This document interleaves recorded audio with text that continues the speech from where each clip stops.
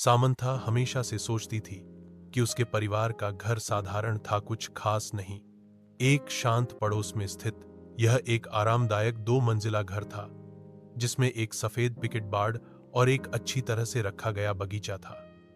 फिर भी जैसे ही वह एक दोपहर धूल भरे अटारी में घूमते हुए उसकी नजर कुछ असामान्य चीज पर पड़ी। दूर कोने में भूली हुई पेटियों के ढेर के नीचे उसने फर्श के तख्तों के नीचे छिपा हुआ एक संकीर्ण ट्रैपडोर देखा। जिज्ञासा पर अचंभित होकर वह घुटने टेककर उसे खोला।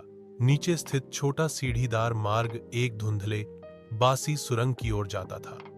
दीवारें पत्थर से बनी थीं और एक हल्की ठंडी हवा अंदर से फुसफुसाती हुई प्रतीत होती थी। दिल धड़कते हुए सामंथा सावधानी से नीचे उतरी, उसकी टॉर्च अंधेरे को चीरती हुई। सुरंग उसकी उम्मीद से कहीं अधिक लंबी खिंची हुई थी, जो पृथ्वी के नीचे मुड़ती और मुड़ती थी। वह हिला नहीं सकी। उसे लग रहा था कि वह अतिक्रमण कर रही है, कि कुछ उसका इंतजार कर रहा था। अनंत काल की तरह लगने के बाद सुरंग आखिरकार एक छिपे हुए कमरे में खुल गई। दीवारें पुरानी किताबों की अलमारियों से भरी थीं, अजीब चमड़े से बंधी हुई किताबों से भरा हुआ। कमरे के बीच में एक पुरानी डेस्क धूल भरे कागजात और पत्रिकाओं से घिरी हुई थी। जैसे ही सामंथा दस्तावेजों को पढ़ रही थी, उसके हाथ कांप रहे थे।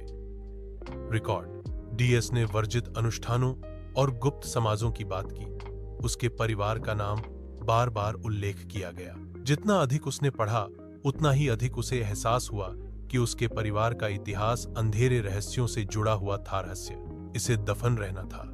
उसने कुछ ऐसा उजागर किया था जिसे किसी को नहीं जानना चाहिए था, कुछ ऐसा जो पीढ़ियों से छिपा हुआ था। जैसे ही खोज का भार उस पर पड़ा, उसने सबसे हल्की सी आवाज सुनी।